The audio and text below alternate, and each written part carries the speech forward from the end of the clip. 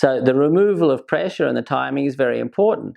Am I sensitizing? Am I keeping the horse light when I'm looking for light responses? And am I desensitizing when I'm looking for the horse not to respond? Hi everyone, putting together a few little videos, sticking them out there on YouTube and helping people to have a little think about how we see horses, maybe here in Europe a little bit differently, how we're using science more and more to improve our understanding of horses.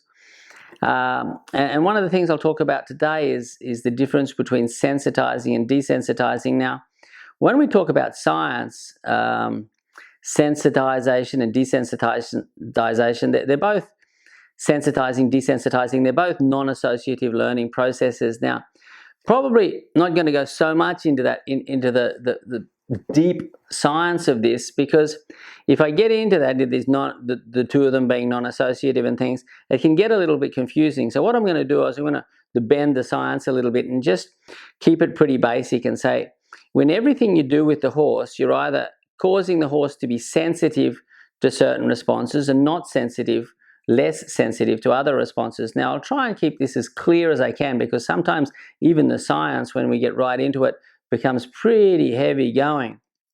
And I think for a lot of us on the ground training horses, if we can just keep it simple, I think it was Einstein that said, if you can't make it simple, you probably haven't understood the subject. So I'll try and make this about as simple as I can.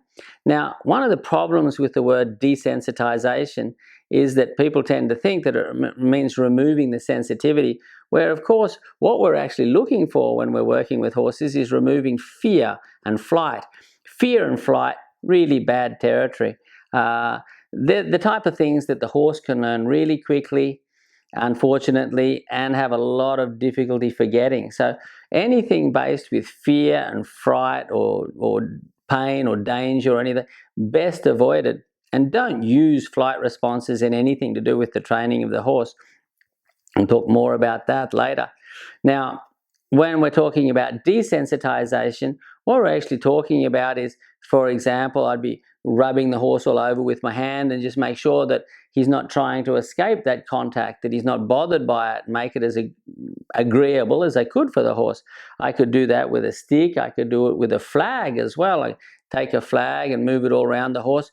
You could associate the movement of the flag with some positive reinforcement, but you wouldn't have to. The important thing would be not removing the stimulus, the movement of the flag, when the horse moved, and only removing the movement of the flag when the horse was still.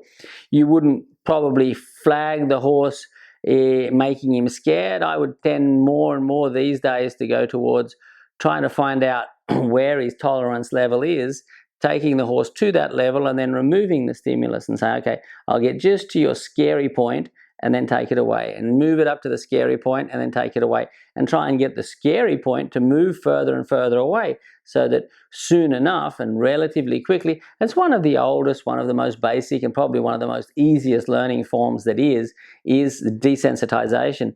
It's teaching the horse not to respond or not to flee from a stimulus, not to run away from it.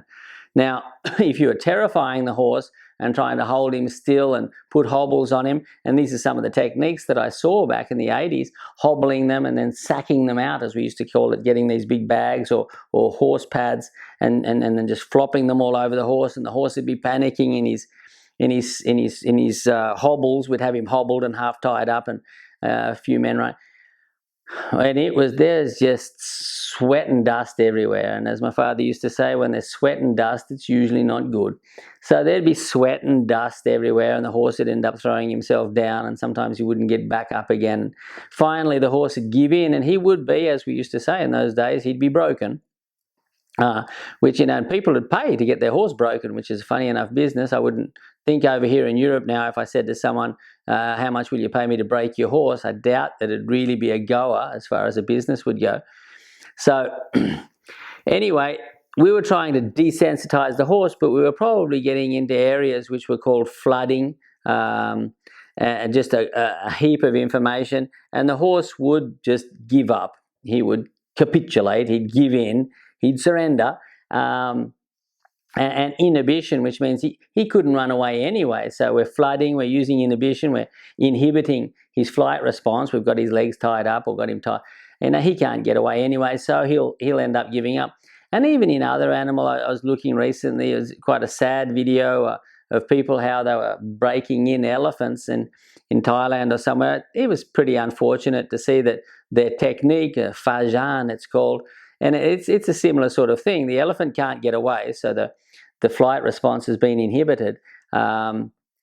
There's flooding. There's a mass of the banging leaves and branches and things on the elephant, and he's tied up. So eventually he just gives up. He's crushed in between two bars.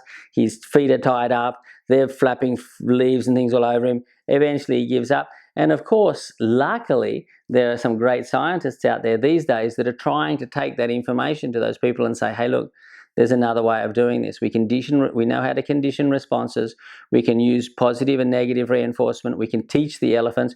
We don't have to go into that kind of territory. And with horses, it's much the same. And I'm pretty sure that things are getting better, but I'm sure we could still improve in how we're training horses, and we're not trying to break them anymore. But as far as desensitizing goes, you would just want to be really careful that you weren't doing one when you should be doing the other. What I mean by that is make sure you're not desensitizing when you should be sensitizing. Now, an example I might use is if I put my legs on the horse, I would like the horse to be really sensitive to the action of my legs.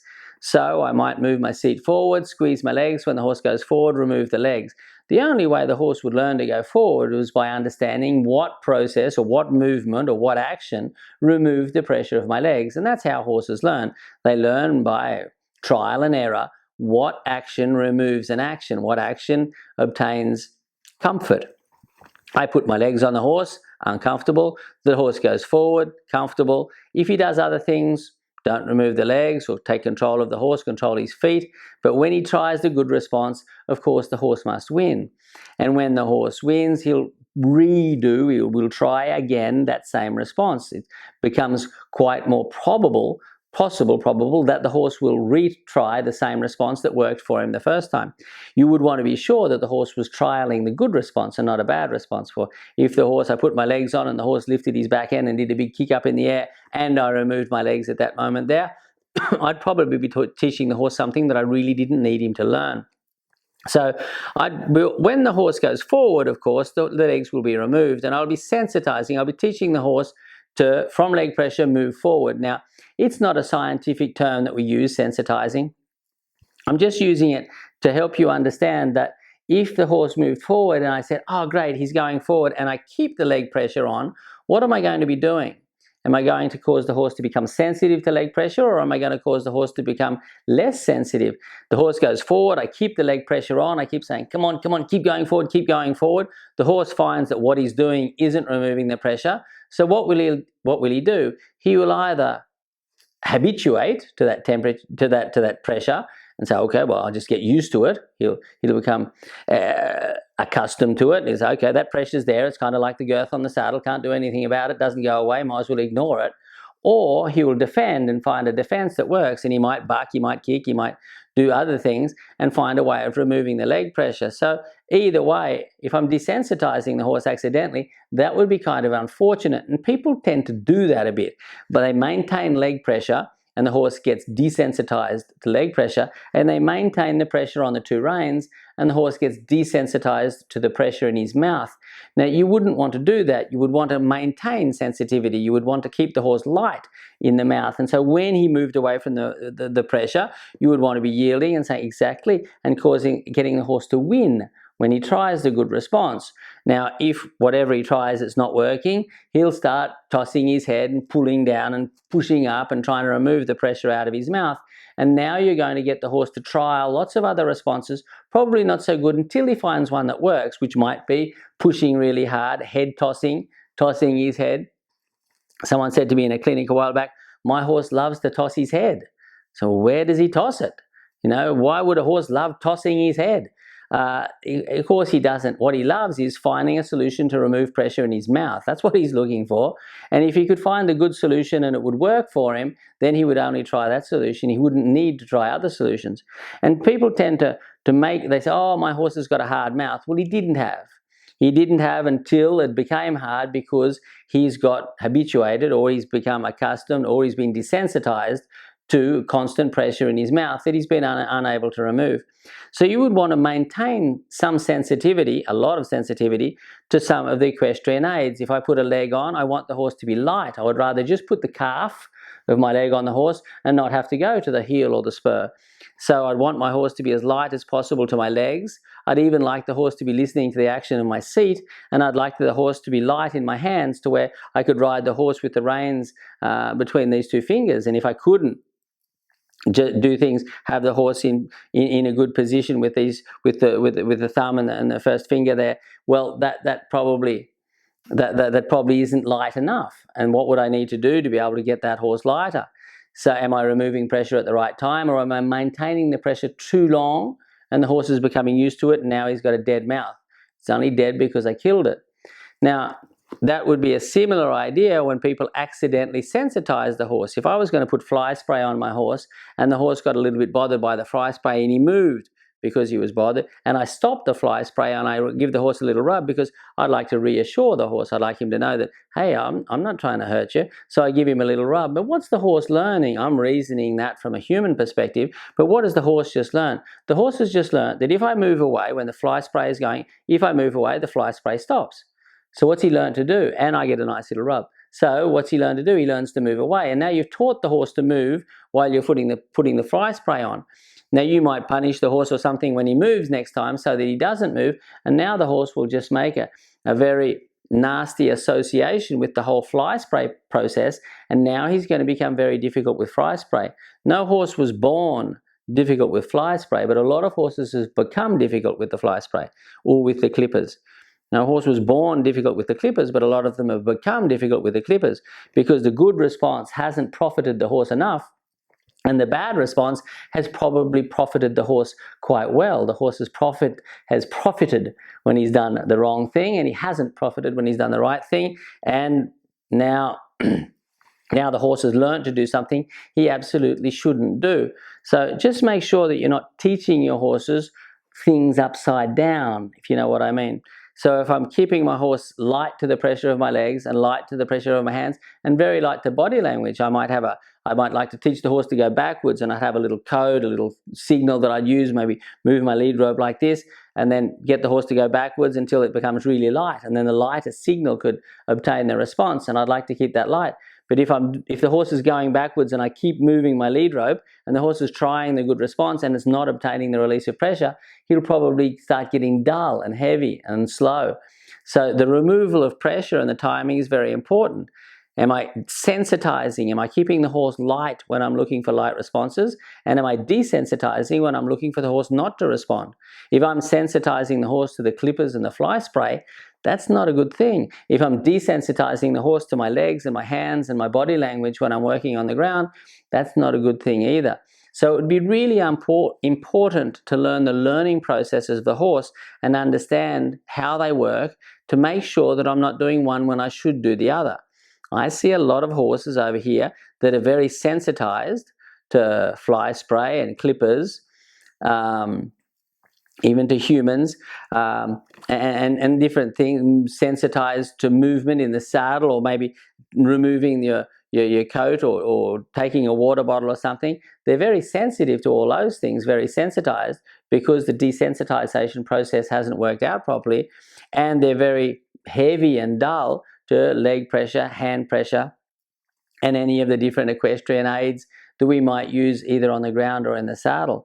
So make sure that we understand how the process works, and absolutely understand that the only thing that separates sensitizing and desensitizing is a magic word that's called timing. And timing, you know, if there were big keywords such as feel or timing or balance, well, timing's a big one, because it really separates when you're sensitizing and when you're desensitizing.